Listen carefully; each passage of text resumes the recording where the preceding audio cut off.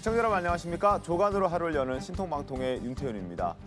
법무부 차관의 우산 과잉 의전 논란 이후에 정치권에서 보기 드문 모습들이 연출되고 있습니다. 일부 여야 대선 주자들이 빗속에서 직접 우산을 들거나 우산을 또 씌워주는 이런 모습들을 연출하고 있는 건데요. 심지어 자신이 우산을 직접 들었던 과거 사진들까지 SNS에 올리면서 정말 너도 나도 우산 의전과 거리두기 하는 모습을 보였습니다. 관련해서 영상 보겠습니다.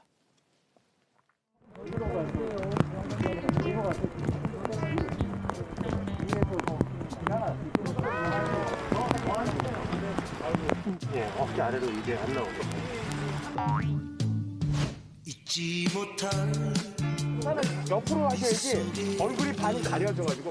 아니 들어주시지 마시고요.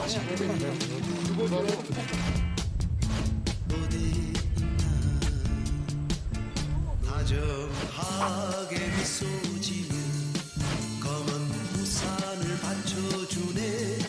나리는 빗방울 바라보며 말없이 걸었네. 잊지 못할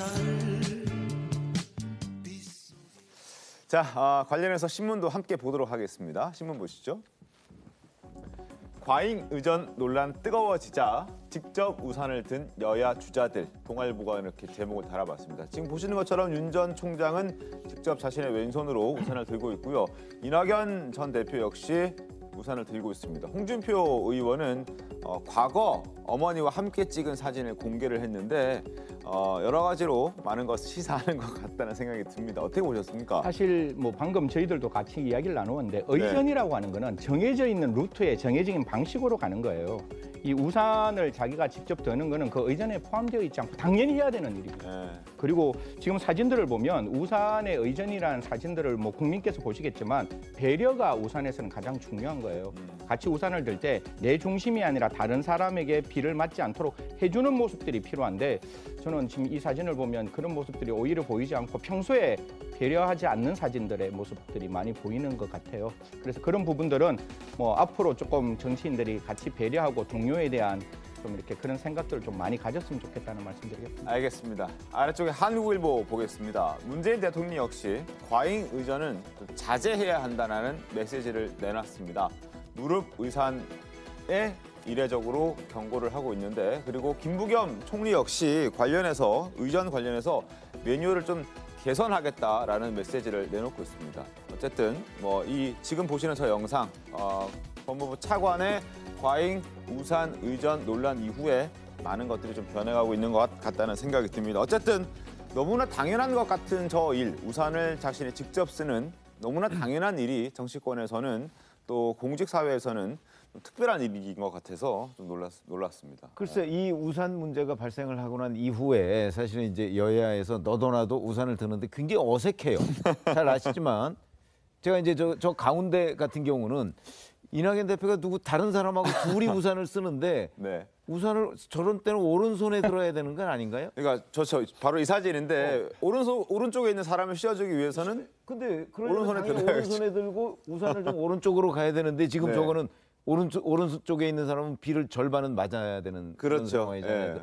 너무 좀 어색하다. 그래서 제가 보건대 이 유행이 한번 지나가면 한 달쯤 뒤에 이 유명 인사들이 과연 우산을 어떻게 쓰고 다닐까? 그때 사진 한번 더 찍었으면 좋겠습니다. 알겠습니다. 권정 대변인 어떻게 보셨습니까? 저는 뭐 사실 우산 그 사진으로 그 어떤 법무부의 행태를 비판하는 것 자체는 부정적이지 않은데 네. 사실 핵심은 그 상급자에게 되게 과도한 어떤 조치를 하는 어떤 문화 이것이 사실은 지적되는 거라고 저는 생각하거든요. 네. 근데 그런 조치가 행해지는 게 훨씬 더 진정성이 있지 않을까. 예를 들면 지금 여기 사진에 나오는 분들은 다 각자 자기 팀을 가지고 계신 분들이지 않습니까? 그분들이 상급자에게 과도하게 어떤 조치하는 것은 이제 그만하자. 개인이 할 수 있는 건 알아서 하게 하자. 이렇게 해나가면 더 좋겠다 싶습니다. 알겠습니다. 한번 지켜보겠습니다. 어쨌든 우산 의전과 관련해서 여야 가릴 것 없이 비판의 목소리가 나오고 있습니다. 화면 보겠습니다. 있을 수 없는 일이지요. 먼저 이용구 차관은 어떻게 했죠? 술 먹고 택시기사 목을 졸아가지고 이 자리를 남겨줬잖아요. 후임 차관이 와가지고 몸종 부리듯 했어요. 부모님들이 마음이 어떻겠어요? 저는 대한민국이 바꿔야 될 관료사의 아주 적폐적인 한 부분을 보여줬다. 권위적이죠. 그렇습니다. 아니, 비가 오는데 자기가 좀 들고 있으면 어떻습니까? 그렇죠. 여권의 비판 목소리도 이어서 들어보겠습니다. 자기 우산은 자기가 듭시다. 자기 숟가락 자기가 들고 밥을 먹는 것처럼 자기 우산 자기가 들면 되죠. 이거는 불가피한 상황을 제외하고는 이제 그런 불필요한 의전, 불필요한 도움 받는 것 자체를 안 하면 될 것 같습니다. 텐트를 쳤어야 보도하는 카메라 기자들도 좀 편했을 거고 또 우리 강 차관도 이런 뭐 사과할 정도의 상황까지 안 올 수 있었을 텐데 하지만 차관이 그런 현장의 상황에 대해서 좀 배려하지 못한 것들에 대해서 지적을 피할 수는 좀 없는 것 같고요. 그러니까요. 자, 그리고 문재인 대통령과 김부겸 총리 역시 경고의 메시지를 내놨습니다. 화면 보겠습니다. 문 대통령 메시지부터 보겠습니다. 이번 일이 생긴 경위는 이해할 수 있다고 하더라도 앞으로 이런 문제가 재발하지 않도록 살펴보는 게 좋겠다. 그리고 김부겸 총리 이유와 지위 고하를 막론하고 강력히 앞으로 이런 일들에 있어서는 경고하겠다라고 얘기합니다. 권정 대변인 일단 청와대도 빠르게 입장 냈네요. 네.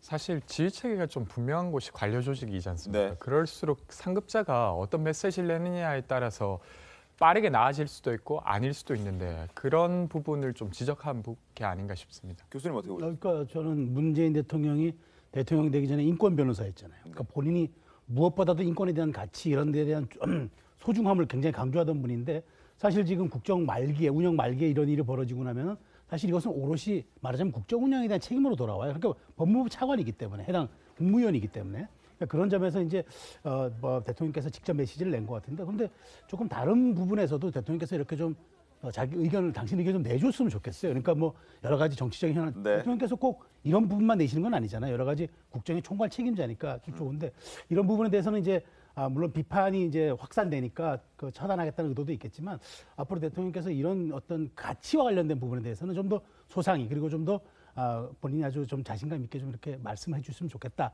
이번 기회로 그런 바람도 갖고 있습니다. 알겠습니다. 우산 과잉 의전에 대한 비판 많이들 나오고 있는데 비판을 하다가 오히려 역풍을 맞는 사람들도 있습니다. 바로 황교안 후보인데요. 화면 보겠습니다. 일단 이렇게 비판을 했습니다. 우산 의전 충격적이다. 여기가 북한인가 눈을 의심했다. 문재인 정부가 권위주의 정부임을 만천하에 알리는 상징적인 장면이었다. 영상이었다라고 얘기했습니다. 그런데 이러한 황교안 후보의 비판에 일부 네티즌들은 또다시 비판 댓글을 달고 있습니다. 황교안이 더 심했다. 비판하기 전에 자신을 되돌아보라. 창피하지도 않냐? 비판하다가 되레 역풍 맞았다. 이런 네티즌들의 비판이 나오는데 자, 승재 박사님, 이건 왜 그런 겁니까? 사실 황교안 대표가 한 3번 정도 과잉 의전의 모습이 보였어요. 네. 한 번은 이제 기차를 타러 가는데 기차역 안에까지 경호가 들어갔던 적이 있는데 관용차가 진입을 했죠. 그거는 제가 봤을 때 굉장히 불편한 모습인 거죠. 일반 국민들하고 다 같이 가는 KTX에 과연 그런 모습까지 보일 필요가 있냐. 방금 저 사진에도 나오는데 저건 아마 제가 봤을 때 두고두고 저 부분에 대해서는 감론을박이 있을 수 있는 저게 것이고 차가 들어갈 수 있다는 것도 당시에 깜짝 놀랐어요. 그럼 굉장히 어려운 일이죠. 일반인들은 상상할 수 없는 일이고 두 번째는 이제 그 오송역을 혹시 우리 앵커 가보셨나요? 예, 그 앞에 가봤습니다. 가보면 거기서 이제 세종시까지 들어가기 전에 이렇게 버스들이 쫙 서가 있는 곳이 있어요. 근데 일반 서민들은 버스를 타야 되잖아요. 그런데 이제 그 황 총리가 그 당시에 있을 때 그 버스 자리를 하나를 뺐어요. 빼가지고 이제 황 총리가 탈 수 있는 버스가 그쪽에 이제 기다리고 있었는 그 모습이 보여서 아니 일반 시민들의 버스 자리는 뭐 없어지고 총리만 그렇게 바로 나오자마자 타야 되느냐 이런 모습들이 조금 보였습니다. 사실 저도 이제 저희 회사에서 뭐 가끔 이제 뭐 수행을 하게 되는데 수행의 첫 번째 가장 중요한 거는 보이지 않는 수행이에요. 그러니까 누가 보더라도 전혀 어색하지 않아야 되는데 가장 대표적인 게 일반 시민들이 엘리베이터를 타게 되는데 그걸 어떤 특정한 사람이 탄다고 엘리베이터를 딱 잡아놓으면 다른 분들이 못 하잖아요. 이게 노인정에서도 이런 일이 조금 있었거든요. 황 총리 입장에서는. 그래서 아마 앞으로 지금 이제 대선 전국에 많은 분들이 이제 수행을 하게 되는데 그 수행을 할 때 가장 중요한 거는 다른 사람들에게 불편하지 않는 수행. 그러면서 후보 후보자가 가장 편하게 동선을 잡을 수 있는 수행 그런 것들이 필요하다고 생각합니다. 저희 한참 현장 기자 할 때는 불과 뭐 한 10여 년 전이죠. 그때도 보면 국회에서도 있었어요. 당연히 국회 엘리베이터 많지 않습니까? 국회의장 오면 바로 아니 엘리베이터 타고. 그래도 의장이라고 하면 저희가 이해가 되는데 의원이 이제 엘리베이터를 타려고 하면 그 비서관들이 와서 미리 엘리베이터를 잡아놓고 기다려요. 그리고 기자들은 그 엘리베이터 못 타게 하거나 뭐 밀어 제끼거나 뭐 이런 경우가 있었는데 이게 사실은 사회 전반에 이런 일들이 기업에는 없는 줄 아세요? 마찬가지입니다. 네. 그러니까 사실은 이 특정에 지금 문제가 된 이제 저건 또 심한 경우지만 그런 일들은 모두가 아마 관심을 가지고 고치지 않으면 조만간에 저런 일들이 재발할 가능성이 있다 이렇게 생각합니다. 그리고 황교안 후보뿐만 아니라 역풍 맞고 있는 대선 주자들이 또 있는데 홍준표 후보 그리고 이낙연 후보도 역풍을 맞고 있습니다. 어떤 이유에서죠, 이거는? 그러니까 홍준표 의원 후보 같은 경우에는 과거 당대표 시절에 그 농활 갔다가 네. 이제 장화를 이제 본인이 안 신고 이 사진입니다. 남이 신겨주는 사진이죠. 그러니까 네. 사실은 장화 신는 건 어려운 거 아니잖아요. 몸만 굽혀서 그냥 발만 넣으면 되는데 굳이 저거를 저렇게까지 남이 해줬어야 했던가라는 허리가 아팠다는 당시 근데 해명이 있었거든요. 의자에 앉으면 되겠죠. 그러니까. 그런데 이제 이런 것들은 사실은 이제 변명이 변명을 낳는 거고요. 그러니까 이런 데 대해서는 솔직하게 시인하면 될 것 같고 아까 이낙연 우리 승 박사님 지적하셨지만 사실 우산은 네. 몸을 기울여서 남을 배려하는 사실 도구일 수도 있어요. 혼자 쓰는 게 아니라 같이 쓸 때는. 그런데 그 전혀 상대방이 옆에 있는 사람을 배려하지 않는 거라니까 저건 혹시 홍보를 위한 홍보가 아닌가라는 지적이 나오는 거죠. 그런 점에서 이제 사실 우리가 아까 최 의원님 잘 지적하셨지만 결국 우리 사회가 관행이라는 것이 바뀔 때는 모두가 이런 사안에 대해서 원하지도 않고 받으려고 하지도 않고 또 부끄러워해하고 이것을 온당한 것으로 받아들이지 않는 문화가 확산될 때 비로소 가는 거지 저렇게 자기를 홍보하는 듯한 물론 정치인이 홍보가 생명이겠습니다만은 네. 그렇다 하더라도 저렇게 어색한 홍보는 그건 홍보의 그걸 갉아먹는 거다. 효과를 반감시킨다. 그 말씀 드리고 싶습니다. 알겠습니다. 어쨌든 이번 사건을 두고 의전 행태, 의전의 방식, 어떤 의전의 뭐 크기 이런 걸 두고 비판을 하고 있는데 이 부분에 대한 비판보다는 언론이 문제다라고 이야기하는 일부 여권의 의원들도 있습니다. 화면 보겠습니다. 김영호 의원, 이런 상황을 지켜본 기자는 왜 당시에 모두 침묵했는가라고 얘기를 하고 있고요. 김성주 의원 역시 황제 의전인가 황제 취재인가 그리고 고민정 의원은 기자가 직원 유령 인간 취급했다. 클릭수에 좌우되는 언론 환경을 바꿔야 한다라고 얘기를 했고 조 전 장관 역시 만평을 공개했습니다. 언론에 대한 비판을 하고 있는데 지금 보시는 것처럼 한국과 일본의 어떤 비교, 아프간 구출하는 과정에서 비교를 하고 있는 건데 일단 군용 수송기 세대를 급파한 것은 한국과 일본이 똑같았습니다. 그런데 자국 언론의 반응은 일본 같은 경우에는 대서특비를 해줬고 한국은 일본을 배워라 그리고 잠잠했다라는 걸 이야기를 하면서 언론을 비판하고 있고 그리고 구출 계획을 얘기하는 과정에서도 한국이 일본보다 더 적극적으로 구출 계획을 세웠지만 그렇게 해서 구출된 인원 역시 일본에 비해서 한국이 정말 엄청나게 더 많지만 자국 언론의 반응은 일본이 한국보다 못했다. 결국 한국의 언론이 잘못됐다라는 걸 비판하고 있는 모습이었습니다. 여기에 대해서는 권정 대변인 어떻게 보셨습니까? 저는 이 우산 사건이 있었을 때 사실은 그 영상을 보니까 언론의 요청이 있었던 건 맞는 것 같습니다. 근데 그럼에도 불구하고 그 현장을 통제했던 책임자는 법무부 차관이었기 때문에 저는 그것이 언론의 요청이었다 손치더라도 이것에 대한 1차적 책임은 여전히 법무부에게 있다. 이건 뭐 변함이 없는 것 같고요. 근데 이제 법무부 입장에서는 다만 좀 억울할 수는 있겠죠. 이것이 이제 법무부가 만든 딱 그림이라기보다 그 요청되는 것을 받아들이다 보니까 있었던 것도 있었기 때문에 그래서 그런 것들을 해명하는 과정인데 이것을 언론의 탓으로 돌리는 건 저는 조금 부적절해 보입니다. 물론 그렇죠. 뭐 저도 영상을 봤습니다만 당시에는 이제 뭐 법무부 해명 그렇습니다. 이제 코로나 상황이기 때문에 실내에서 많은 인원들이 모일 수 없어서 바깥에서 했고 당시 비가 왔기 때문에 우산을 이제 직원이 씌워주고 있었는데 카메라 기자들이 그림이 이쁘지 않다라는 우리 이제 현장의 표현들로 인해서 이제 카메라 기자들이 요청을 한 건 맞습니다. 그런데 그때 이 사람을 뒤에서 무릎 꿇칠 게 아니라 자신이 들었으면 크게 문제될 게 없었던 상황이었거든요. 그 부분에 있어서는 뭐 비판을 좀 받아야 마땅하지 않나 싶기도 하고요. 저도 드리고 싶은 말씀은 거기에서 이제 뒤에서 결국 차관까지 뒤돌아봤어요. 그러니까 충분히 그 자리에서 제어가 되거나 다시 상황을 바꿀 수도 있었는데도 불구하고 카메라를 핑계를 대고 있는데 애초에 그 행동이 없었다면 카메라가 손이 보인다고 얘기하지도 않았을 겁니다. 그러니까 전 또 하나 지적하고 싶은 거는 왜 법무부가 이렇게 나서야 되냐는 거죠. 사실 이번에 아프간 구출 작전은 국방부하고 외교부가 다 한 겁니다. 법무부는 이제 이 외국인들 들어오니까 출입국 관리 차원에서 네. 한 거예요. 그런데 왜 법무부가 이 생색을 다 내려고 합니까? 장관은 인형을 건네주는 모습을 찍지 않으면 당신들 공항 취재 불허하겠다고 얘기했다는 얘기도 있고 그다음에 저기서는 우산까지 남이 받쳐주면서까지 그렇게까지 환영 인사를 했어야 그것이 한국의 국격을 돋보이는 것인가. 이런 부분에 대해서는 법무부가 답을 해야 돼요. 왜 본인들이 나서야 하는가. 그러니까 저는 오히려 아름답게 끝나고 정말 국제사회에서도 칭찬받아야 될 일을 굉장히 정부가 스스로 저렇게 갉아먹은 거예요. 그 해당 부처가 법무부라는 겁니다. 아무 관련도 없는. 그 점에 대해서는 뼈아프게 생각해야죠. 알겠습니다. 법무부 장관인 박범계 장관도 이 사건에 대해서 한마디 했습니다. 영상 보겠습니다. 홍보와 의전은 다른 것인데 하고 싶은 얘기는 저도 있습니다. 그러나 이쯤에서 이 문제는 좀 거두어 주셨으면 좋겠습니다. 법무부의 혹시 의전 문화가 국민 눈높이에 맞지 않은 점에 대해서 책임자로서 아무튼 변화를 눈높이에 맞게 그렇게 꾀하고 있었던 차였고 앞으로 부족함이 드러났기 때문에 그렇게 꾀하도록 하겠습니다. 자, 일단 의전을 눈높이에 맞게끔 국민의 눈높이에 맞게끔 꾀하고 있던 차였고 그렇기 때문에 앞으로 그렇게 하겠다. 이제 그만 좀 이야기했으면 좋겠다라는 입장을. 근데 국민 눈높이에 맞게 바꾸려고 하는 도중에 나타난 게 저 정도인가요?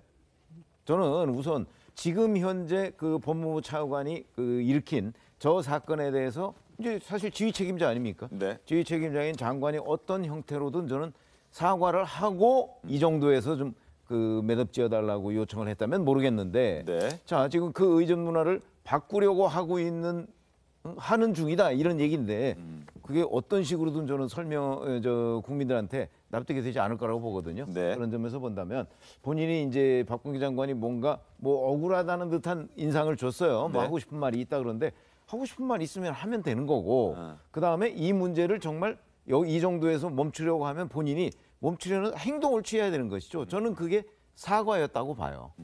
이런 일이 법무부에서 벌어진 일에 대해서 법무부 장관으로서 참 죄송하게 생각합니다. 근데 그 얘기는 안 하고 있잖아요. 그런 거면 굉장히 지금 부적절한 반응이고 저 자체가 오히려 국민 눈높이에 맞지 않는다 이렇게 생각합니다. 알겠습니다. 자, 지금 지금 의전 논란 한번 짚어봤는데 하여튼 이번 기회를 계기로 또 의전에 대해서 다시 한번 좀 생각해보는 그런 계기가 됐으면 좋겠습니다. 자, 다음은 사퇴를 하고 싶어도 사퇴를 하지 못하고 있는 그러한 상황에 처한 윤희숙 의원 소식 좀 전해드리겠습니다. 자, 윤 의원은 사퇴 여부와 상관없이 일단 마이 행보를 하겠다라고 선언했고 그 행보를 이어가고 있는 상황입니다. 윤 의원의 목소리부터 들어보겠습니다. 국회의원직도 다시 서초 갑 지역 구민과 국민들께 돌려드리겠습니다. 그것이 염치와 상식의 정치를 주장해온 제가 신의를 지키고 자식된 도리를 다하는 길이라 생각합니다. 저는 국회의원이라는 법적 사회적 방패를 내려놨으니 평범한 시민이 받는 수사를 받을 것입니다.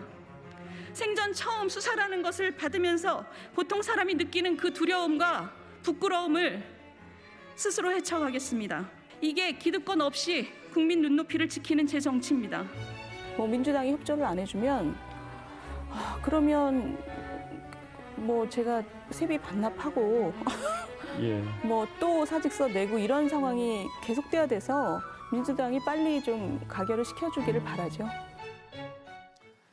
자, 결국 사직서를 냈지만 처리가 되지 않고 있는 상황이었고 계속해서 그 상황 기간 동안에 세비는 들어오고 있는 상황이었습니다. 그래서 결국 월급을 반납하기로 했다. 그리고 반납도 안 되면 이걸 기부하겠다라는 이야기를 의원실에서 내놨습니다. 한번 화면 보겠습니다. 민주당이 사직안 처리해줄 기미가 안 보이기 때문에 본의 아니게 의원 신분을 유지하게 됐고 세비도 나오게 되는 것, 사퇴를 선언한 만큼 세비 받는 건 말이 안 되기 때문에 일단 이 같은 방식을 선택했다. 반납이 안 된다면 기부하겠다. 이러한 방식을 선택했다라고 얘기를 하고 있고 지금 실제로 윤 의원은 출근 안 하고 있죠, 국회로. 출근 안 하고 있죠. 예. 아마 이제 비서진들 뭐 이런 보좌진들 이런 사람들만 지금 국회에 나와서 여러 가지 이제 뭐 기자들 응대도 하고 네. 이제 처리를 하고 있는 것으로 알고 있고요. 그러니까 본인이 지금 활동을 안 하니까 내 세비 안 받겠다는 얘기인데 자 이제 이 부분에 관해서 그러면 민주당이 처리를 해줘야 되는데 네. 어떤 식으로든 매듭을 지어줘야 될 거 아니겠습니까? 그렇죠. 그 매듭을 민주당이 지금 미루고 있는 거죠. 뭐 그 이유야 조금 이따가 아마 말씀을 하시겠지.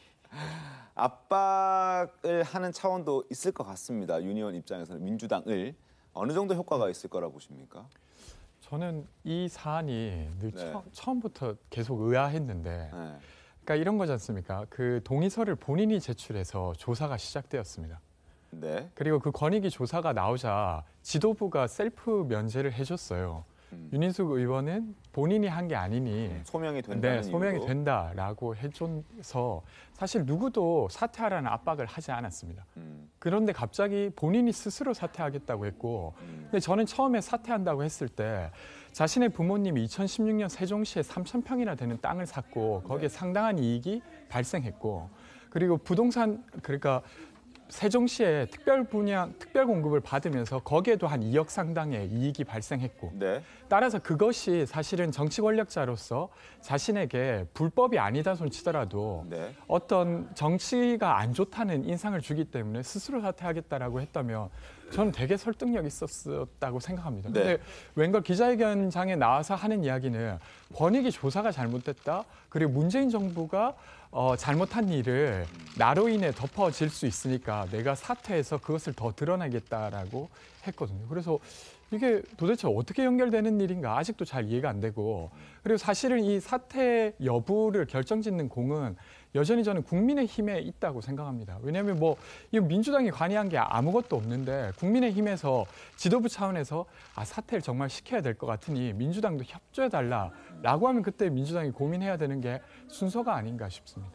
지금 일단 국민의힘은 사퇴를 시켜야 된다는 입장이고 그 얘기를 이제 민주당이 하고 있는 것 같다는 생각이 드는데요. 저는 그러니까 지도부 차원에서 네. 지금 이준석 대표는 윤인숙 의원이 사퇴하는 기자회견에 가서 눈물을 흘리면서 만류하고 있어요. 그 이후에 입장이 좀 바뀌긴 했습니다. 네. 근데 그런 공식적인 입장이 있는 다음에야 네. 저는 민주당이 입장 세울 수 있다고 생각합니다. 어떻게 보십니까? 근데 뭐 우리 권 대변인께서 이제 그런 말씀할 수 있으나 뭐 그것을 국민의힘이 당론으로 정했으니 이렇게 민주당 해주시오라고 할 수는 없는 거 아닙니까? 이게 개인의 헌법기관인 개인의 의원직 사퇴를 국민의힘이 지금 사실 동의를 한 겁니다. 그러니까 아프지만 책임 정치를 위해서 그렇게 우리가 하겠다. 그러니까 결국 이제는 민주당이 결국 과반을 소집해야 되니까 국민의힘 혼자 소집해봐야 100석밖에 안 되잖아요. 그러니까 150석을 하려 그러면 결국 민주당이 동의해줘야 되는데 그렇다고 국민의힘 대표가 윤인숙 의원을 내보내야 되니 소집해 주십시오라고 말할 수는 없는 거 아닙니까? 정치라는 것이 그런 각자의 암묵적 동의 속에서 진행되는 것이 명시적으로 이거 이렇게 하겠다고 할 수 있는 건 아니잖아요. 특히나 이 사안의 경우는 저는 그러면 그 의원을 존중해 줘야 된다고 봐요. 그러니까 여기에 담긴 속뜻이 무엇이든 간에 의원이 어떤 사안에 대해서 내가 책임 정치 차원에서 책임을 지겠다고 얘기하고 그것을 소명 의식처럼 세비법뿐만 아니라 모든 것을 돌려드리겠다. 제가 알기로 지금 짐 정리를 하고 있다는 보도가 있어요. 네, 의원실 안에서. 그럼 그렇다면은 여기에 대해서 동의해 주는 게 맞는 거지. 마치 여기에 대해서 이 문제가 또 다른 불똥으로 튈까봐 염려하는 모습들에 의해서 전전긍긍하는 거는 이거는 저는 제일 여당 집권 여당다운 거는 처신이 아니다라는 말을 하고 싶은 거예요. 알겠습니다. 일단 민주당도 고민스럽긴 할 겁니다. 이걸 사퇴 처리를 해주냐 아니면은 지금처럼 해주지 않을까 여러 가지 셈법을 하고 있을 것 같은데 일단 민주당 지도부는 사퇴 쇼라고 정의를 내렸고 그 쇼에 들러리는 서지 않겠다라는 입장을 견지하고 있습니다. 들어보겠습니다. 윤희숙 의원의 언행은 마치 영화 타짜의 고니와 아기가 벌인 도박판을 떠올리게 합니다. 의원직을 걸고 베팅하고 있습니다. 본인 개인의 문제에 대해 여권 1위 후보를 끌어들이는 물귀신 작전은 그만하고 경찰 수사에 적극 임하기 바랍니다. 뭐 우두머리 뭐 이러면서 마치 본인은 아무 잘못이 없고 본인을 비판했던 사람들이 굉장히 큰 잘못이 있는 것처럼 넘어가는 걸 보면 아 이거는 분명히 사퇴쇼다. 자, 들으신 것처럼 사퇴 처리해 줘서는 안 된다는 의견이 지배적입니다. 하지만 김두관 의원, 김두관 예비 후보는 입장이 조금 다릅니다. 사퇴 처리해 주자는 목소리를 내고 있는데 이어서 들어보겠습니다. 윤희숙 의원이 공격하지 않더라도 네. 부동산 투기를 해서 문제가 되는 부분들은 우리 당에서 다 이번 기회에 다 정리하는 게 맞죠. 기본적으로. 이 민주당은 이번에 앞뒤 재지 말고 무조건 뭐 의원직 사퇴에서 처리해야 됩니다. 정치적으로 우리 당내에 뭐 해야 될 사람 의원들이 있는지 모르겠지만 저는 뭐 그럴 필요가 없다고 생각합니다. 부동산 문제를 뭐 당리당략이라 정파의 이익으로 이렇게 바라보면 대선 패배가 기다리고 있을 뿐이고요. 승 박사님, 이제 어떻게 정리될까요? 뭐 하나의 사건을 바라보면 윤희숙 의원의 사퇴를 어떻게 할 거냐, 이 문제는 그 자체의 공정의 문제인 것이고, 그러면 그 이외에 민주당에도 11분 정도가 계시고 국민의힘에도 또 한 11분 정도가 계시는 거잖아요. 네. 그러면 이분들이 어떤 목소리를 낼 건지가 저는 가장 중요하다고 생각하고, 그럼 국민의힘 입장에서는 나머지 국회의원들께서 어떠한 스탠스를, 어떠한 입장을 취하실 건지 그런 이야기가 나와야 되는 것이고, 당연히 그 방금 말했다시피 그 민주당 입장에서도 이런 문제가 있는 것은 당리당략의 문제가 아니라 적극적으로 좀 내용을 결론 지어야 되지 않느냐 이런 생각합니다. 알겠습니다. 일단 민주당에서 저렇게 애매한 스탠스를 좀 취하다 보니까 애매하다기보다는 좀 의견이 엇갈리는 게 좀 있다 보니까 내용이 좀 있다라는 생각도 들긴 하는데 그런 해석도 나오긴 합니다. 당장 그런데 야권에서는 비판하고 있습니다. 민주당을 향해서 내로남불이다 이런 비판의 목소리들이 나오고 있는데 들어보겠습니다. 김의겸 의원 청와대 나온 이후에요. 의원직을 오히려 승계받은 사람들입니다. 그런데 민주당이 어떻게 윤희숙 의원한테 지금 새로운 기준을 세워간다 그러면서 윤희숙 의원을 내로남불이다, 위선이다라고 이렇게 공격할 수가 있죠. 민주당 측에서 사퇴를 쇼라고 좀 조롱하고 사퇴를 해서는 안 된다라고 이렇게 말씀하시는 이유가 쉽게 말하면 그겁니다. 야, 니나 나나 다들 더럽게 사는 뒤에 너 혼자 깨끗한 척 하려고 그래. 저 이거 못하겠습니다. 저 조직에서 나가겠습니까? 어딜 나가 이러면 이리 와 그래서 집단적 린치를 가하는 저는 조폭 집단의 저는 구타라고 생각해요. 자, 정의당 역시 사퇴안을 처리하지 않을 이유가 없다고 지적하고 있습니다. 화면 보시죠. 자, 장혜영 의원이 이렇게 얘기했습니다. 윤 의원이 사퇴 쇼라면 민주당은 탈당 권유 쇼를 하고 있다. 그러니까 민주당이 지금 사퇴안을 처리하지 않을 이유가 전혀 없다라고 얘기를 하고 있고요. 여론도 사실 민주당에게 마냥 호의적이지만은 않습니다. 화면 보겠습니다. 자, 지금 국민의힘 윤희숙 의원 사퇴 인식에 대한 조사를 해봤는데 책임 회피성 사퇴, 좀 부정적인 여론도 적지 않습니다. 43.8%. 그리고 반대로 뭔가 책임을 지겠다는 뜻이다라고 보는 긍정적인 시각도 비슷하게 있습니다. 41.7%. 뭐 모르겠다고 무응남도 있긴 합니다만 어쨌든 43.8% 대 41.7% 뭐 비슷하다고 볼 수 있지 않겠습니까? 아니 근데 윤희숙 의원의 사퇴권은 이미 정치적으로 굉장히 오염된 사안이에요. 그래서 아마 여권 사람들은 이걸 사퇴 쇼라고 생각할 거고 네. 야권 사람들은 아마 그게 아니고 진정성이 있다 이렇게 생각할 가능성이 굉장히 많아요. 네. 그런데 만약에 이거를 민주당이 이제 결국 민주당이 결정을 해야 되는 거 아니겠습니까? 민주당이 지금 과반을 훨씬 넘으니까 그럼 민주당이 결정을 해서 만약 사직서를 처리했다 이렇게 되면 제가 그냥 개인적으로 짐작컨대는 네. 윤희숙 의원이 책임을 제대로 졌구나 네. 라는 의견이 훨씬 많아질 거예요. 사실은 민주당으로서는 이 점이 좀 두려운 거죠. 두렵다. 왜냐하면 그 다음에는 그러면 책임 안 진 정당은 누구야? 그럼 민주당이 될 가능성이 굉장히 높거든요. 민주당도 12명인데 네. 그중에 비례대표 2명만 출당을 해서 그것도 의원직을 유지시켜줬어요. 나머지 10명은 지금 전혀 처리가 안 되고 있어요. 5명이 탈당계를 냈는데 탈당계 처리도 안 하고 있고 네. 나머지 5명은 탈당계조차 내지 않고 버티고 있고 네. 이런 상황이기 때문에 만약에 윤희숙 의원 사퇴서를 처리를 하고 난 다음에는 이제 민주당으로 전부 화살과 관심이 쏠릴 것이기 때문에 그 부분에 대해서 민주당이 지금 선뜻 결정을 못 하고 있는 거거든요. 그러니까 이런 부분을 민주당은 어떤 식으로든 정리를 해줘야 되는 것이지 그냥 이렇게 계속 뭉개고 있을 게 아니다. 저는 그렇게 봅니다. 실제로 이런 우려 때문에 미루고 있는 겁니까? 어떻습니까? 저는 사실 이렇게까지 생각 못했고 근데 분명 이제 이것이 민주당에게도 영향을 줄 거라고 생각합니다. 말씀하신 대로 민주당 역시도 권익위 조사를 받은 다음에 그 결과가 나왔지만 그것이 이제 국민들이 생각하기에 깔끔하게 정치 권력과 부동산의 개인 이익을 분리시키지 못했던 비판이 여전히 남아 있고 거기에 대한 조치도 해야 될 것이 있기 때문에 그것은 영향을 받겠지만 그것과 좀 별개로 지금 이것에 민주당이 꼭 적극적으로 이렇게 응해줘야 되는가? 그러니까 이게 민주당이 압박해서 사퇴하는 게 아니고 게다가 이제 사실은 지금 윤희숙 의원이 주장하는 게 내가 이제 정치 권력을 좀 더 깨끗하게 하기 위함이 아니라 권익위 조사가 잘못됐고 그리고 부동산에 대한 책임이 문재인 정부에 있음을 드러내기 위함이라고 계속 이야기하고 있는 그 사람의 어떤 의도에 굳이 응할 필요가 있을까 이런 고민을 하고 있는 게 아닌가 싶습니다. 알겠습니다. 뭐 지켜보겠습니다. 네. 자, 그리고 윤 의원의 이 사퇴 논란은 지금 대선 주자 부동산 검증으로까지 지금 이어지려고 하는 것 같습니다. 그리고 실제로 한 후보는 셀프 검증을 자처했습니다. 바로 원희룡 전 지사인데요. 그 모습 잠깐 보겠습니다. 스스로 수사를 의뢰하며 한 점의 의혹도 남기지 않겠다는 윤희숙 의원의 자세에 저 스스로 반드시 응답해야 한다고 결심했습니다.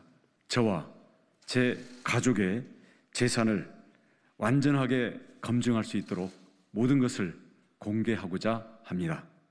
그리고 바로 공개를 했습니다. 10년 동안 자신을 포함한 직계 좀비 속의 재산 변동 내역을 10년간 변동 내역을 공개를 했는데 이게 또 정치적으로 의도가 있겠죠. 목적이 있겠죠. 저는 뭐 당연히 이제 의도가 있다고 보는 거죠. 그러니까 지금 그 원희룡 후보 입장에서는 틈새만 나면 지금 본인을 어필하는 전략을 쓰고 있는 거죠. 그러니까 지난번 녹취록 공개 때문에 상당히 많은 또 사실 논란이 있었습니다만은 제가 보기에 손익계산한다 그러면은 어쨌든 당에는 조금 약간 손해를 끼쳤는지 몰라도 본인의 어떤 인지도를 높이는 데 상당한 도움이 됐을 거예요. 또 이번은 약간 공적 영역이잖아요. 더군다나 명분도 있어요. 윤희숙 의원의 사퇴 논란에 따라서 나는 대선 대통령을 꿈꾸는 사람이므로 내 재산 모든 내 직계 좀비소까지 내가 공개를 할 테니 다른 사람들도 공개하라는 얘기잖아요. 그래서 그러면 전 의도가 분명히 있는 거죠. 근데 저거는 공적 영역이고 또 국민의 관심사항 그리고 부동산이라는 상당히 지금 어떤 국민 감정의 감정선에 자극하고 있는 이슈이기 때문에 저는 저게 원희룡 후보 쪽에는 상당히 좀 그 이슈 주목도도 있겠지만 실제로 뭐 까고 나니까 뭐 재산이 20억 원이 안 되는 걸로 지금 나타나는데 그럼 제 본인이 옛날 목동 아파트 포기하고 뭐 제주도 내려갔다는 얘기도 하는데 그만큼 본인이 이제 재산 관리와 친척 관리를 자기가 깔끔하게 했다는 그런 뜻도 되지 않겠어요? 일단 저 공이 이제 대선 후보로 넘어갈 것 같은데 저게 뜨거운 감자가 될는지 아니면 다른 이슈로도 전환될는지는 그분들이 어떻게 받아내느냐에 따라서 좀 달라지겠죠. 어떻습니까? 신호탄 되겠습니까? 아니면 아니 근데 저게 별 의미가 없는 것이 사실은 뭐 당의 경선 후보로 등록한다든가 아니면 선관위에 후보 등록하고 그러면 거기에 재산 신고 다 해요. 그러니까 지금 현재 예를 들어서 유력 주자들의 경우에는 언제든지 그리고 그거 하기 전에 이미 상대 당에서 부동산 가지고 다 검증 끝냈어요. 그렇지 않습니까? 그런 점을 본다면 지금 원희룡 후보의 경우에는 저렇게 본인이 사실은 공개 안 해도 본인이 그 국민의힘 후보만 되면 아마 민주당에서 다 해줄 겁니다. 그런 부분도. 그렇기 때문에 저거는 이제 본인을 드러내기 위한 일종의 퍼포먼스 이렇게 보시면 되고요. 실질적으로는 의미는 없는 것이다 이렇게 봅니다. 알겠습니다. 원 지사가 지금 최종 후보 4인에 포함이 되느냐 못 되느냐 이걸 갖고 이제 예민하게 지금 신경을 쓰고 있기 때문에 아마 여러 가지 이슈에 있어서 적극적으로 좀 자신을 어필하는 차원도 없지는 않은 것 같다는 생각도 듭니다. 자, 그리고 어제 이제 경선 후보 등록을 시작했습니다. 본격적인 경선 레이스에 돌입했다고 보시면 될 텐데 그만큼 후보들 사이의 신경전도 심각하게 격화되고 있습니다. 특히 국민의힘 주자들의 지지율 추이가 심상치가 않습니다. 그리고 눈에 띄는 사람이 바로 홍준표 의원인데 추석 전후로 골든 크로스를 자신했던 홍 의원의 목소리 한번 들어보겠습니다. 후보님의 지지율이 윤석열 후보의 지지율을 넘어서야 하는데 그때는 언제 어떤 계기로입니까? 결국은 추석 민심이 향후 일정에 상당한 영향을 발휘할 거로 봅니다. 추석 이후에 이제 민심이 어느 정도 형성이 되면 그것이 적어도 11월까지 갈 수도 있다 이런 생각입니다. 어떤 전략으로 그걸 만들어내겠다 그런 상황을 이런 계획도 있으시잖아요. 그거 다 있죠. 그거 다 있는데 다 있으잖아요. 그거 공개하는 바보가 어디 있습니까? 자, 얼마나 추격하고 있는지 지금 여론조사 지지도를 한번 살펴보도록 하겠습니다. 지금 8월 넷째 주에 조사가 회색으로 표시된 것입니다. 그리고 8월 다섯째 주가 바로 이제 색깔로 표시된 부분인데 윤 전 총장과 홍준표 의원의 지지율 격차가 한 자릿수로 줄어든 건 이미 지난주부터 시작이 됐습니다만 지금 더 격차가 줄어들고 있습니다. 25.9% 대 21.7%. 거의 오차범위 내이기 때문에 박빙의 승부다라고 볼 수밖에 없는데 어떻게 보셨습니까? 기본적으로 이제 저 수치를 저렇게만 보면 그냥 이렇게 박빙의 승부가 나오는데 저 안에 내부적을 좀 들여다보면 사실상 어느 지역에서 누가 가장 1등을 했는지가 좀 저희들이 들여다봐야 되는데 이제 홍준표 대통령 후보자가 전라남북도 지역에서 그렇게 그 득표율이 좋을 수는 없을 듯한데 제가 그냥 생각하는 일천한 생각에는 거기서 가장 높은 지지율을 받았어요. 또 뿐만 아니라 저는 홍준표 그 대통령 후보가 그때 그 대선 때 나왔을 때에도 사실 보수층에서 훨씬 더 많은 지지표가 있었는데 네. 진보층에서 지금 가장 1등 후보로 나와 있기 때문에 저 부분을 어떻게 해석을 해야 될지 사실 그 숫자에 관련된 내용이기 때문에 그 부분에 대해서는 조금 이렇게 정치적 해석이 좀 들어가야 된다라고 생각합니다. 역선택 얘기가 참 많이 나옵니다. 이걸 보면은 홍준표 의원의 지지율이 높은 건 국민의힘 지지자들이 지지하는 것이 아니라 국민의힘 지지자가 아닌 민주당 지지층이 홍준표 의원을 지지하고 있다. 그래서 이제 지지율이 높게 나온다 이렇게 평가하는 부분이 많은데 교수님도 그렇게 보십니까? 그러니까 사실 데이터를 놓고 보면은 호남하고 2030 지지율이 높아요. 근데 홍준표 의원의 정치 어떤 정체성 혹은 어떤 정치 지향성을 놓고 본다 그러면은 제가 보기에 2030과 호남에서 그렇게 지지를 받을 딱히 그런 이슈가 있던 것도 아니고 최근에 그런 어떤 본인의 어떤 행보가 있었던 것도 아닌데 여기서 높게 나온다라고 하는 거는 사실은 그 역선택에 영향을 받지 않았냐 이렇게 분석할 수밖에 없는 거죠. 얼마 전 김재원 의원이 왜 그런 민주당을 향해서 그랬잖아요. 난 추미애 의원 지지하고 싶다. 그래서 나는 이게 사실 이게 어떤 국민 경선제라는 약점이에요. 약점인데 이 제도를 도입을 해서 쓴다 그러면은 여기에 대해서 이제 어찌됐건 모든 사람들이 여기서 공정하게 수긍하고 받아들이겠다는 자세가 필요한데 저는 만일 이 논란이, 이 역선택 논란이 이번에 9월 5일로 아마 예정된 게 선관위가 주관하는 국민의힘 그 모든 후보를 통한 토론회가 있다고 저는 들었어요. 여기에서 아마 이게 결정적 이제 아마 분수령이 될 겁니다. 그러니까 역선택 조항에 대해서 사실상 모든 사람들이 인정을 해요. 인정하는데 우리 저 홍준표 후보는 이렇게 얘기하잖아요. 그러면 그 사람들은 국민이 아니냐, 투표 안 하느냐 얘기하는데 과연 이것들을 그러면 정당 정치에서 어떤 식으로 이걸 소화해내고 어떻게 어느 선까지 수용해낼지 그 아마 시금석은 아마 9월 5일 토론회에서 어느 정도 가닥이 잡히지 않을까 생각합니다. 알겠습니다. 그리고 정홍원 선거관리위원장을 향한 비판의 목소리도 있습니다. 김웅 의원의 목소리 들어보겠습니다. 시험 출제위원이 있는데 이 사람이 사전에 수험생 중에 한 명만 딱 만났어요. 예. 그리고 그 수험생을 콕 집어서 지지한다는 발언을 했습니다. 그러면 그 시험 출제위원은 공정하다고 볼 수 있겠습니까? 정홍원 선관위원장은 윤석열 후보도 미리 만났고 또 윤석열 후보에 대한 지지 의사도 표명을 했죠. 거기에 윤석열 총장은 그 선관위 결정은 따르겠다. 이렇게 이야기를 하고 있으면 이게 어떻게 공정한 경선 관리라고 할 수 있겠습니까? 정홍원 선관위원장은 저는 용퇴하시는 게 맞다고 봅니다. 자, 용퇴하는 게 맞다라고 김웅 의원은 얘기하고 있고 그리고 유승민 후보 측의 이수희 변호사가 있는데 그 변호사는 쫄보가 아니길 바란다라는 이야기를 하면서 좀 강하게 좀 강한 메시지의 논평까지 내놨습니다. 근데 이 각 캠프에서 얘기하는 사실관계가 우선 달라요. 무슨 얘기냐면 사실은 정홍원 전 국무총리가 그 윤석열 전 총장을 만나자고 한 게 아니고 윤석열 전 총장이 인사를 간 거거든요. 네. 그럼 거꾸로 됐죠. 갔는데 거기에서 지금 김웅 의원 말대로 그러면 정홍원 전 총리가 윤석열 전 총장을 지지했느냐. 그 기사 다 찾아보시면 알지만 그냥 덕담해줬어요. 아니 자기를 왔는데 그럼 덕담해주지 거기에 무슨 얘기를 하겠습니까? 만약에 뭐 유승민 전 의원 또는 뭐 다른 어떤 후보가 정홍원 전 총리를 만났다고 할지라도 정홍원 총리 그 발언을 보면 그냥 순수하게 덕담 차원이에요. 그렇기 때문에 지금 그 유승민 의원 측이나 전 의원 측이나 뭐 또는 다른 쪽에서 얘기하는 그런 정도로 정홍원 전 총리가 부적격하다고는 저는 생각을 하지 않아요. 그렇기 때문에 뭐 선관위원장 사퇴 이거는 그 뭐 만약에 지지 선언을 했다면 선관위원장으로 맞지도 않았을 거예요. 근데 그런 일은 없었기 때문에 지금 얘기하고 더군다나 뭐 역선택 뭐 방지 조항 이런 거는 최재형 후보 측이 지금 강력하게 주장을 하고 있거든요. 넣자고. 그런데 뭐 쫄보 얘기는 윤석열 전 총장은 선관위의 결정에 따르겠다고 지금 하고 있습니다. 그렇기 때문에 뭐 쫄보라는 게 뭐 선관위원장 뒤에 숨어서 뭘 한다 뭐 이런 뜻으로 보이는데 지금 숨는 게 아니고 선관위가 결정하면 거기에 따르겠다는 후보한테 그렇게 공격하는 것은 정확한 표현은 아니다 이런 생각합니다. 어떻습니까? 저도 이 부분은 최 의원님 말에 동의합니다. 그러니까 사실은 선관위원장 되게 어렵게 모셨지 않습니까?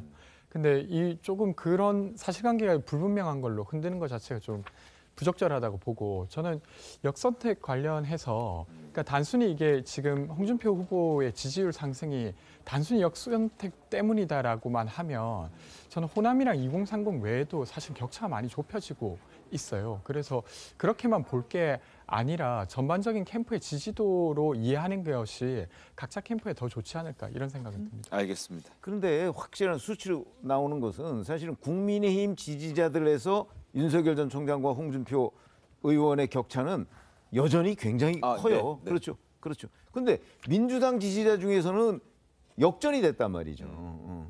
그렇게 된 거를 역선택 아니고 다른 방법으로 설명할 길이 있을까요? 알겠습니다. 자, 그리고 언론중재법 개정안 얘기 잠깐 좀 짚어드리겠습니다. 어제 여야가 개정안에 국회 본회의 상정을 놓고 협상을 벌였는데 끝내 입장차를 좁히지 못했습니다. 잠시 후 10시부터 다시 만나기로 또 해서 이제 협상을 이어가기로 했는데 과연 오늘은 이 합의에 이룰 수 있을지 전망해 보겠습니다. 그 전에 어제 벌어졌던 상황부터 먼저 짚어보겠습니다. 여야 지도부가 어제 오전 최고위부터 신경전을 벌였는데 발언 들어보겠습니다. 언론중재법도 언론 재갈 물리기다 수없이 많은 언론에서 과장해서 극단적인 경우를 사실인 것처럼 이렇게 확대 해석을 하고 있습니다.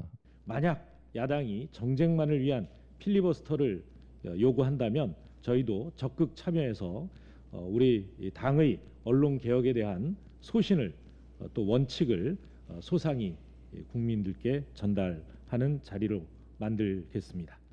민주당은 언론의 일부 문제를 침소봉대해서 언론에게 재갈을 물리려고 하고 있습니다. 권력의 99%를 향유하고 있는 집권 여당이 자신들의 치부를 감추기 위한 이런 언론 악법을 강행하는 이 현실은 바로 이해 충돌의 교과서적인 사례입니다. 당장 중단하십시오. 자, 여야 협상의 실패는 방송 프로그램 결방까지 불러왔습니다. 당초 송영길 민주당 대표와 이준석 국민의힘 대표가 어젯밤 TV 토론을 하기로 했었는데 여야 협상 실패로 방송 시작 30분 전에 불발됐습니다. 관련해서 여야의 설명 확인해 보겠습니다. 100분 토론은 이준석 대표의 일방적인 불참 통보에 의해서 진행할 수 없게 됐다.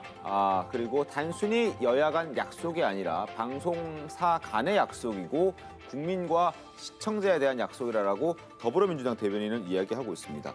자, 반면 국민의힘 대변인은 100분 토론 여야 대표 출연 불발은 이준석 대표의 일방적인 불참 통보가 아니라 민주당의 일방적인 입법 강행 때문이다. 서로에게 책임을 떠넘기고 있는 상황이고 이준석 대표는 언론법 강행 시에 TV 토론은 불가라고 이미 발언을 했기 때문에 그 발언, 자신과의 약속, 자신의 발언에 대한 약속을 지켰다라고 이야기를 하고 있는 그런 상황입니다.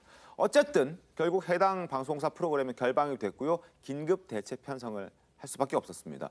이준석 대표가 뭐 어쨌든 드러난 건 30분 전에 먼저 불참하겠다라고 통보했기 때문에 결방이 된 건데 저 행동에 대해서는 어떻게 평가하십니까? 이준석 대표가 잘못한 것이죠. 왜 그러냐면 지금 그 국민의힘 대변인은 마치 그 여당이 강행했기 때문에 그렇다는데 여당이 강행 안 했잖아요. 협상이 안 됐던 것이죠. 그러니까 협상이 안 된 거지. 그렇죠. 강행 우리가 얘기하는 강행이라는 의미는 국회에서 통과를 시켰을 때 처리를 한 걸 강행이라고 얘기하는 그렇죠. 것이지. 네. 저는 어떻게 봤냐면 100분 토론이 예정이 돼 있다고 그래서 그러면 어제는 강행 안 할 것이다 이렇게 봤습니다. 왜냐하면 강행하고 나서 토론하는 게 무슨 의미가 말이 안 되는 그렇죠. 거죠. 그 상황은. 그렇기 때문에 여권에서 강행할 의지가 없다 이렇게 판단을 했거든요. 그랬더니 역시 강행을 안 했어요. 네. 그런데 이준석 대표가 뭐 강행 때문에 내가 100분 토론에 불참한다. 그것도 30분 전에 이거는 앞뒤가 안 맞는 얘기입니다. 그러니까 이준석 대표의 명확한 약속 위반이죠. 저도 비슷하게 봅니다. 그러니까 사실은 입법이 진행된다고 예정된 상황에서 사실은 방송 약속을 잡은 거고 네. 그리고 사실 입법이 추진되지 않았음에도 불구하고 방송을 또 취소시킨 거잖아요.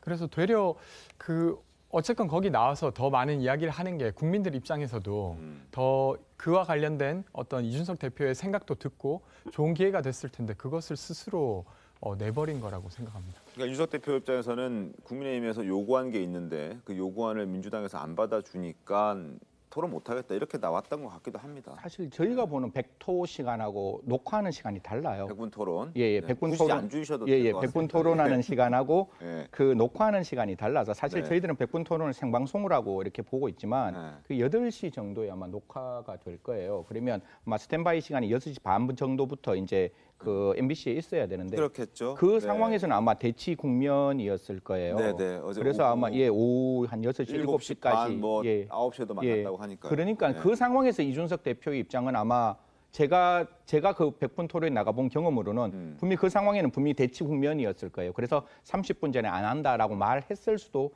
있다라고 생각합니다. 그래서 우리가 10시 반, 11시의 문제가 아니라 시간을 좀 녹화 시간으로 거슬러 올라가면 약간 그 당시에는 분명히 대치 국면이었을 수도 있다 이런 말씀드리겠습니다. 저도 이준석을 위한 변명을 한번 한다면은 아마 그런 것 같아요. 그러니까 이 토론이 잡힌 취지는 이날 강행 처리하지 않는다는 조건으로 이제 서로가 이 법에 대해서 각 당의 입장을 얘기하고 이 법의 폐해와 이 법의 장점을 그럼 서로 토론해보자라고 했던 취지잖아요. 그런데 사실은 할 수도 있다라는 이제 계속 예고편들이 나오고 아마 대표니까 원내 협상단의 보고를 받았을 거예요.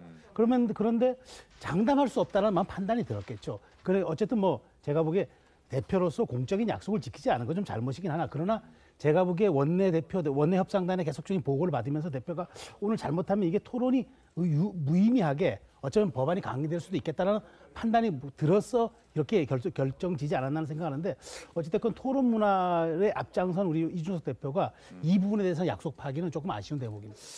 여하튼간에 토론을 하는 와중에 만약에 민주당이 강행 처리했다 그러면 아마 그 토론 끝내고 그냥 나오면 민주당이 훨씬 더 어려워지지 않을까요? 저는 그렇게 생각해요. 그런 점에서 본다면 이준석 대표가 저 약속은 여당 얘기가 맞는 것이 본인이 방송사하고 한 약속 그 이전에 사실은 국민들하고 시청자들하고 한 약속이거든요.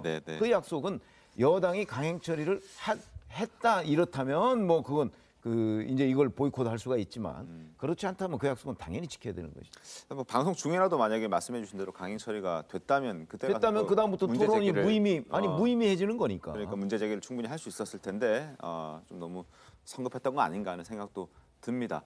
어쨌든 이준석 대표는 나중에라도 방송사에게 어떤 짤막한 사과의 메시지도 남기면서 나중에라도 뭐 토론이 다시 협상이랑 비슷하게 이어질 수도 있다라는 메시지를 남기긴 했습니다만 좀 아쉽다는 생각 들고 그리고 오늘도 이제 협상은 이어집니다. 10시부터 또 만난다고 예고가 돼 있는 상황인데 민주당은 전체적인 분위기를 봤을 때는 여전히 강행 처리하겠다는 의지가 강하지만 신중론의 기류가 없는 것은 또 아닙니다. 특히 여권의 원로들 사이에서는 강행 처리에 적극적인 좀 만류의 메시지를 내놓고 있습니다. 화면 보겠습니다. 자, 유인태 전 의원, 지금 원로 중에 한 분이시죠. 4.7 재보선 때 기억하지 않느냐. 180석 위력 과시하다가 그날 심판받고 그날 밤에 얼마나 우리가 힘들어했었느냐. 4월 7일의 밤을 잊어서는 안 된다. 3월 9일, 내년 3월 9일에도 4월 7일의 밤과 같은 일이 벌어지지 않는다는 보장이 없다라는 메시지를 내놨습니다.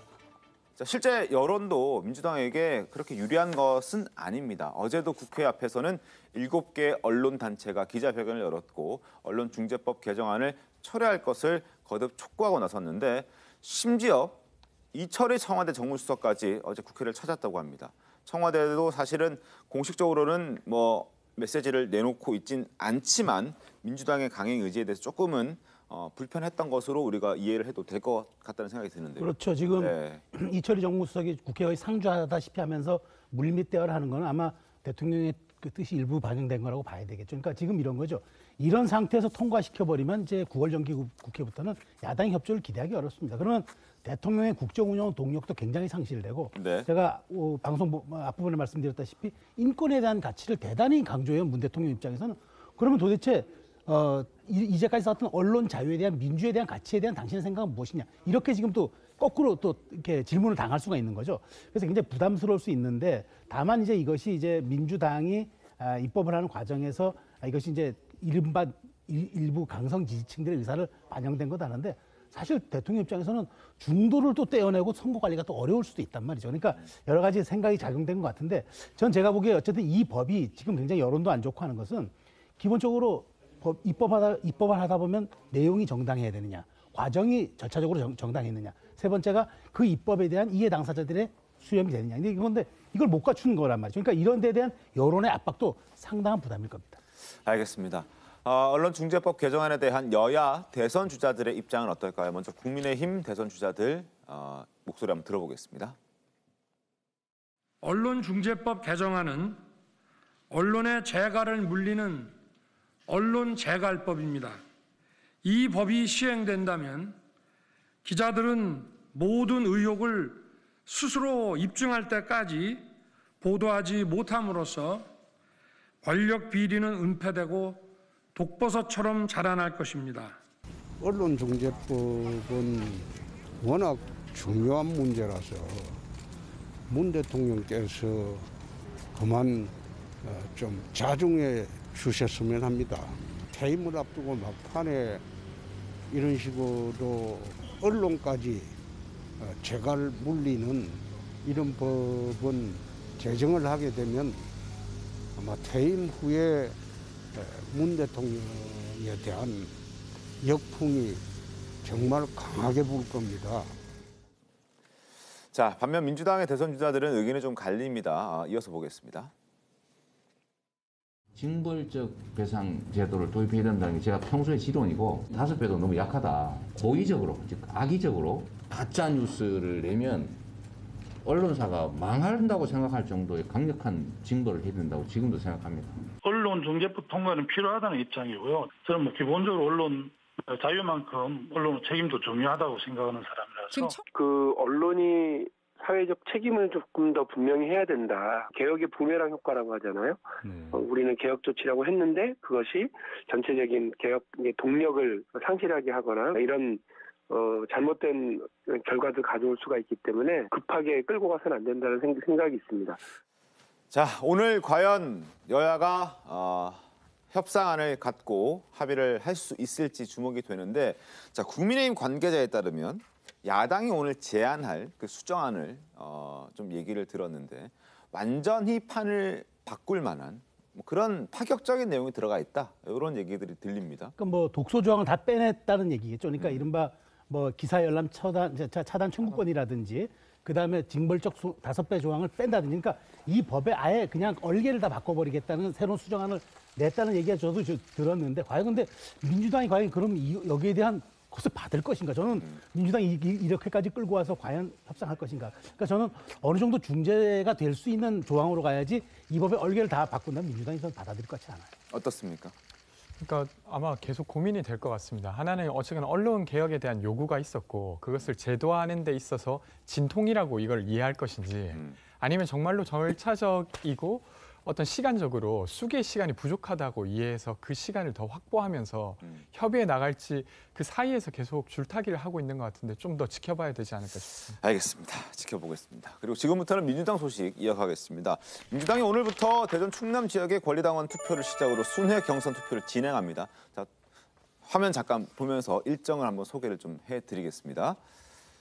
자, 권리당원 투표가 첫 투표가 이제 충청권에서 시작이 됩니다. 온라인 투표가 오늘부터 9월 1일까지 진행이 되고 ARS 투표가 9월 2일부터 9월 4일까지 이렇게 진행이 됩니다. 그리고 이 결과 9월 4일에 현장 투표까지 더해져서 발표가 되는데, 이 첫 투표 결과가 아마 앞으로 뭐 경남 지역, 전라 지역, 뭐 강원도 지역, 서울, 인천, 경기 등등 다양한 지역에서의 투표 결과에도 영향을 줄 수 있기 때문에 굉장히 중요하게 생각하는 투표입니다. 그런데 이러한 투표를 앞두고 경기도 산하 13개 공공기관 노조 총연맹이 이재명 지사가 경기도 공공기관에 자기 사람을 심는, 흔히 얘기하는 낙하산 인사를 했다는 주장을 하고 나섰습니다. 그러면서 리스트를 공개를 했는데요.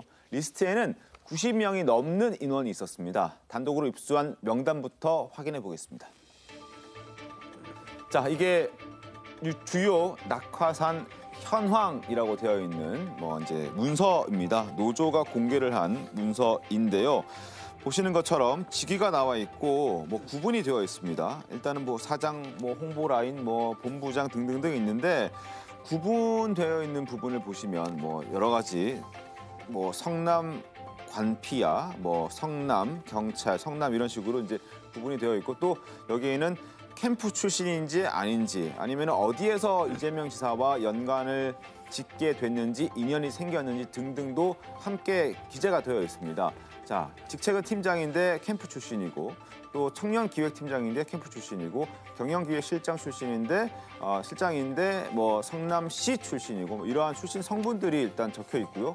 그리고 또 하나 명단에는 관련 분야의 경력이 전혀 없는 사람들도 포함이 돼 있었다. 이런 내용도 담겨 있습니다. A 본부장 같은 경우에는 더불어민주당 국회의원 보좌관 출신인데 관련 분야 경력이 전무하다. 그리고 B 본부장 역시 보좌관 진 출신인데 관련 분야 경력이 전무하다. C 전 본부장은 관련 분야 경력이 전무하고 대신 성남시 출신이다. 이런 얘기들을 좀 쫙 그게 이제 리스트에 적어놨습니다. 저게 이제 노조 측에서는 이재명 지사의 낙하산 인사 리스트다라고 주장을 하고 있는 것인데 저 내용 중에는 이제 미투 가해자, 한때 논란이 됐었던 그 가해자들도 있다라는 내용이 있더라고요. 그렇죠. 가해자의 이름과 그 과거 이제 미투가 어떤 식으로 당했었는가 하는 부분을 이제 거기다 쭉 적어놨는데 그런 걸 보면 결국 이제 이재명 경기도지사가 본인이 그 성남시장에서 경기도지사로 옮겨가면서 성남시 때 본인과 인연을 맺었던 사람들 또는 경기도지사 그 이제 캠프가 있었을 거 아닙니까? 그 캠프에서 일했던 사람들을 대거 경기도의 주요 요직 내지는 그냥 일개 팀장 정도까지도 이렇게 대거 낙하산 배치를 한 것 아니겠는가? 낙하산 배치라는 거는 대통령이 되더라도 이제 늘 논란이 되는 건데 경기도지사부터 아마 대단히 벌써 그런 논란 속에 휩싸이게 되는 저런 것들이 이제 경선에 얼마나 영향을 미칠까 이런 것들이 주목되는 장면이죠. 자, 노조 관계자 목소리 바로 한번 들어보겠습니다. 캠프에 줄이 있어서 가서 3개월만 버티면 월직 간대. 3년 동안 공부하는 것보다 훨씬 더 가치가 있는 거야. 그걸 모르면 바보야라는. 자, 하지만 경기도에서는 공정하게 이루어진 인사 채용이다. 낙하산 인사 의혹을 부인했습니다. 법과 행정 절차에 따라서 치열한 경쟁을 뚫고 채용된 인사들이다. 앞서 들려드렸던 노조 관계자의 목소리와는 전혀 반대 얘기를 하고 있습니다. 캠프에서 3개월만 버티면 3년 공부한 것보다 더 낫다라는 게 노조의 입장인데 경기도에서는 치열한 경쟁을 뚫고 공정한 절차에 거쳐서 채용된 인사들이다라고 얘기를 하고 있습니다. 어떻게 보셨습니까?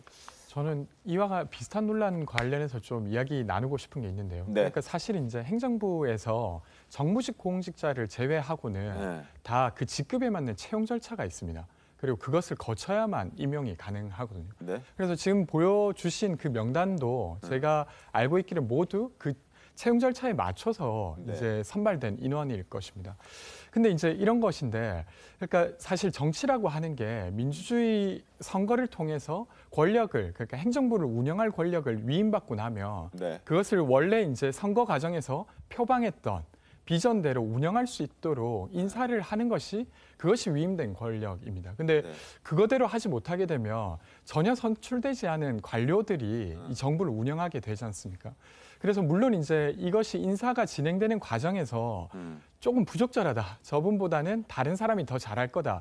이런 식의 논란은 가능하지만 그렇게 이제 선출된 도지사가 인사하는 것 자체가 아주 문제적이다라고 그러니까 그렇죠. 제기하는 인사하는 것. 자체가 문제가 아니라 그 관련된 일을 잘하는 사람들을 뽑아서 인사를 해야 하는데 이제 경력이 없다라든지 아니면은 미투 가해자 의혹을 받고 있는 사람 혹은 그 범죄 경력이 있는 사람들을 그 자리에 심었다라는 표현이 이제 노조 측에서는 봤을 때는 좀 불편하다 이런 거죠. 저는 뭐 예를 들면 미투 관계자라든지 그 직책과 그 직무와 어떤 범죄 혐의가 되게 직접적으로 연결되는 경우에는 그렇게 해서는 안 된다고 생각합니다. 근데 그 외의 것들, 예를 들면 그 관련 경력이라고 하는 것도 일에 따라서는 되게 모호한 경우가 많이 있습니다.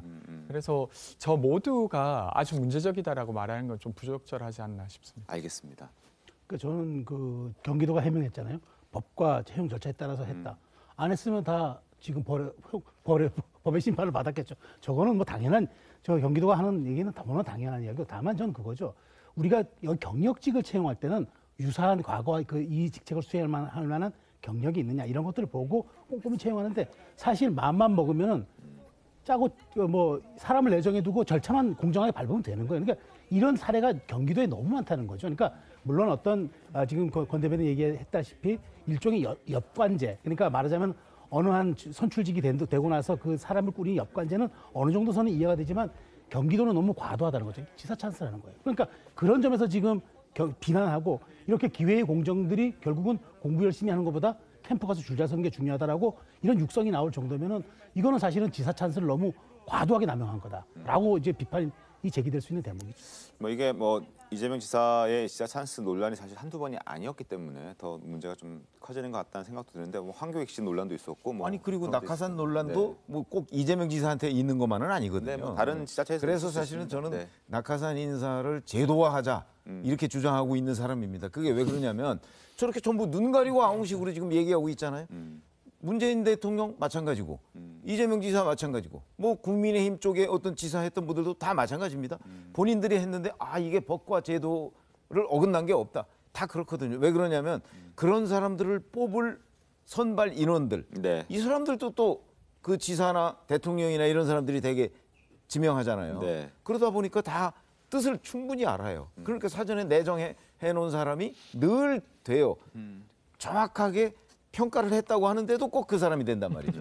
그런 상황이라면 그러면 차라리 처음부터 국민들한테 설명을 하고 이러이러한 자리는 이거는 낙하산 자리다. 저는 오히려 그게 정직한 거다. 이렇게 늘 주장을 해왔는데 아무도 그걸 인정하지 않더군요. 알겠습니다. 뭐 정치를 하는 사람들 입장에서는 자신을 도와준 사람을 또 이렇게 몰라라 할 수도 없는 부분이 아니, 그런 있기 필요성이 때문에. 있어요. 네. 그러니까 제도화하자는 거죠. 알겠습니다. 어떻게 될지 한번 보죠. 네. 자, 그리고 이재명 지사 또 무료 변론 논란도 확산이 되고 있습니다. 이 지사에게 수임료를 받지 않은 송두환 국가인권위원장 후보자의 인사청문회가 어제 있었는데 거의 뭐 이재명 청문회를 방불케 했다고 합니다. 화면 보겠습니다. 그럼 이 사건을 선임해달라고 요청한 거는 누굽니까? 이 지사입니다. 그러면 선임하면 선임에 대해서는 약정을 할 때 금액에 대한 약정을 하지 않습니까? 그 얘기는 없었습니까? 그런 얘기는 없었습니다. 그 수임료는 사안의 중대성에 따라서 달라지고 최소한 100만 원 이상에 대해서 수임료를 받지 않겠다고 말씀을 하신 거예요. 실은 제가 받지 않겠다고 말한 적도 없고요. 100만 원 이상인지 이하인지 하는 거를 제가 생각을 해본 적이 없고요. 그때 생각을 했더라도 수고의 대가가 100만 원을 넘는다라고는 그 당시에 판단하지 않았을 거라고 생각합니다. 자, 저렇게 이제 국민의힘에서는 이제 비판을 하고 있고요. 이재명 지사 캠프의 법률 특보 단장인 이수진 의원은 반대로 송두환 후보자를 옹호하고 나섰습니다. 들어보겠습니다. 이름만 올려주는 게 100만 원을 넘는다고 생각하셨다면 청탁금지법 위반이 될 수 있으니까 수임료를 받으셨겠죠. 저는 100만 원 이하라고 생각하셨으니까 저는 금액과 관련해서 는 사실은 생각을 해본 적이 없습니다. 저는 그러니까 아예 돈을 받을 생각을 안 하신 그렇습니다. 거죠. 예. 별로 한 일이 없으니까 그렇게 말씀을 하신 거잖아요. 예, 뭐 그렇기도 합니다. 예. 어떻습니까? 지금 별로 한 일이 없어서 돈을 안 받았다고 주장하고 있습니다만 어쨌든 검토한 건 맞는 거 아닙니까? 아니 인사청문회 답변서에 보면 네. 상고이유서를 검토했다고 적어놓고 있습니다. 본인이. 네. 자, 그렇죠. 그러면 검토했으면 일을 한 거죠. 그러니까요. 검토라는 게 뭐 별건가요?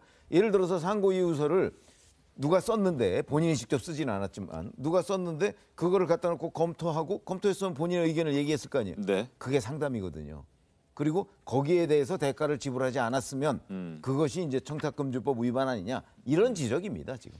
사실 법조계에서 가지고 있는 고민이 있어요. 이건 옛날 일이고 지금은 저는 없어졌다라고 말씀을 드리고 싶은데 뭐 또 어떤 분들은 남아 있다라고 하지만 상고심이라는 게 대법원이잖아요.